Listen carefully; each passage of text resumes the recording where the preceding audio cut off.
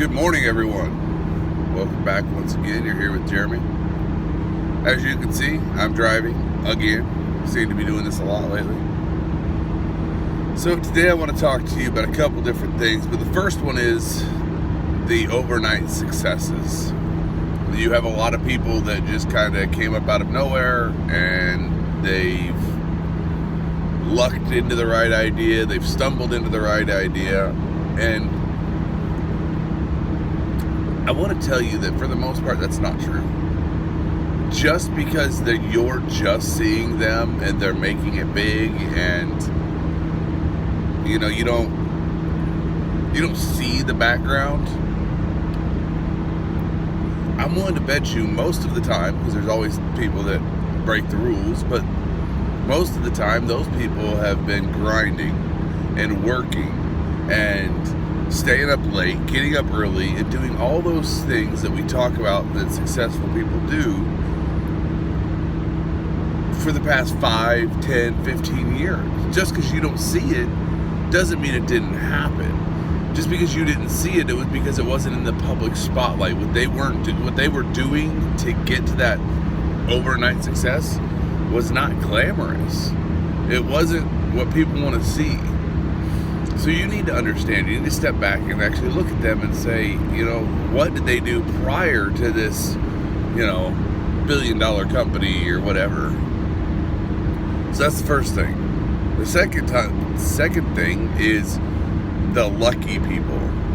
I'm lucky, you're lucky, they're lucky, I'm unlucky, whatever. Well, I have a true belief, because I used to believe that I was the most unlucky person ever. I think that similar people in similar circumstances dictate their own luck. And what I mean by that is, let's say Facebook, we're going to go financially here. Let's say Facebook in the beginning, you were able to buy their stocks at, I don't know what the lowest end was, you were able to buy their stocks. Well, that doesn't make you lucky. That means that what you've done prior to that has put you in a financial situation, or has put you in a physical location or whatever to be able to purchase those stocks. Yes, they exploded and people made tons and tons of money. But why were they able to do that? Well, because they were either A, financially in the right situation because of what they've done, or B, they had been, grinding and digging and working to be able to make sure that they were in the physical situation to be able to know about those things and be around those things. So that's my example. And what I'm telling you with that is I believe that similar people with similar certain circumstances, their luck is based on how they treat things, how much they're willing to grasp and go. Excuse me. And so you need to stop looking at people as lucky or unlucky and start looking around.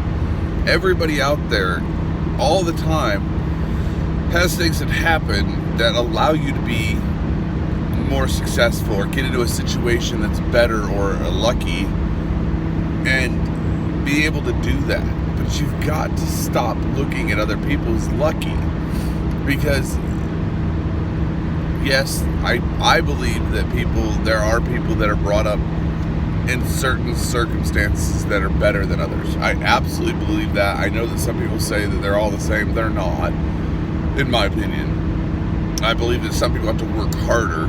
I believe that the people that are brought up wealthy and well-to-do have their own set of circumstances that they've got to fight through, though you may not see it. And then the people that are brought up in lower-end gangs, poor, whatever, they've got their own set of situations they've got to fight for. And don't get me wrong, I absolutely believe that a lot of people that are in the rich situation say, well, that guy didn't have anything, had it easier because they didn't have to live up to their dad's name or whatever.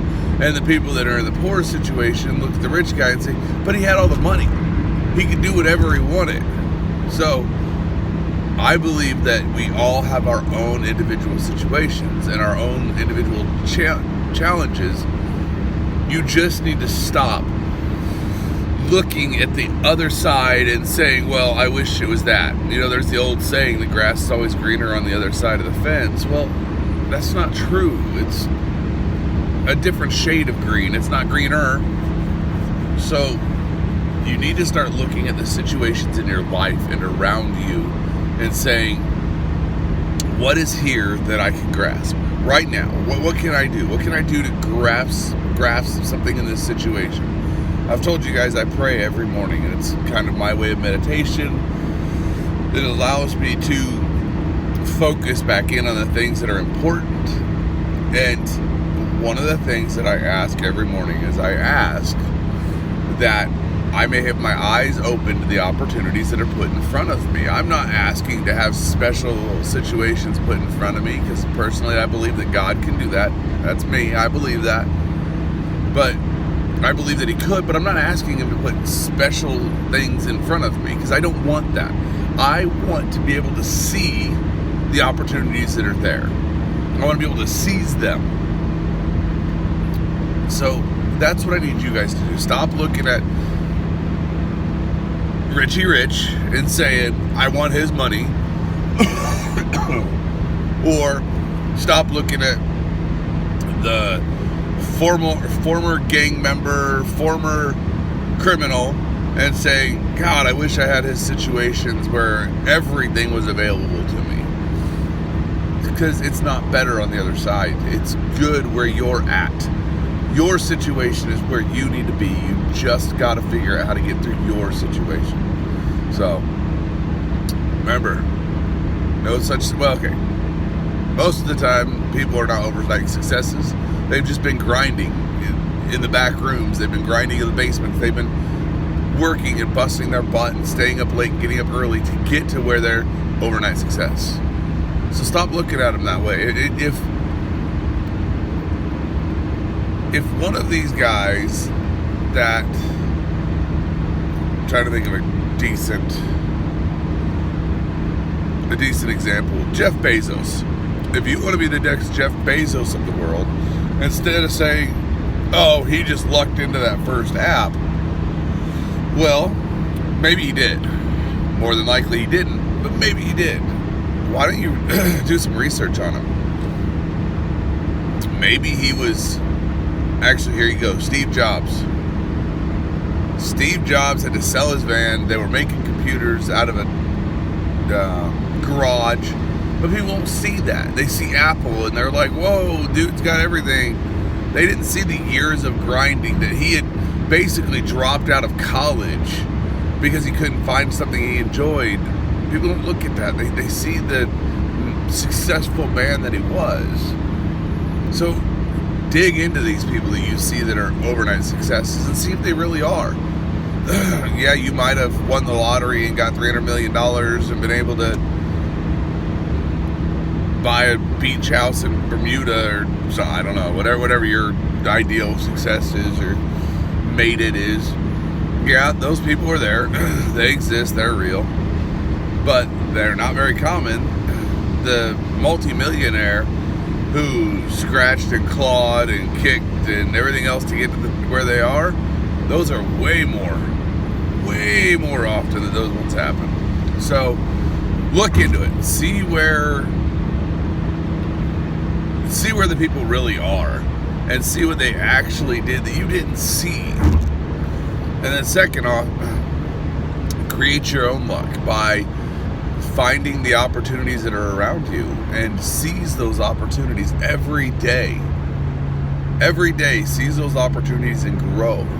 Use those opportunities and grow and get stronger and create your own luck. Alright, I love you guys. A little bit of a rant today. Sorry about that, but love you guys. If I can do anything for you, please let me know. I'm so grateful that you guys are out there. You're watching it. Please subscribe. Please hit that notification button. if I'm giving you guys any value, please tell your family, your friends, put it on social media, whatever you've got to do. I want to grow this channel. I want suggestions of what to do to make it better. I'm so grateful for you guys. Thank you for everything you guys do for me and for taking the time out of your day. And you guys have a great day, and we'll talk to you tomorrow.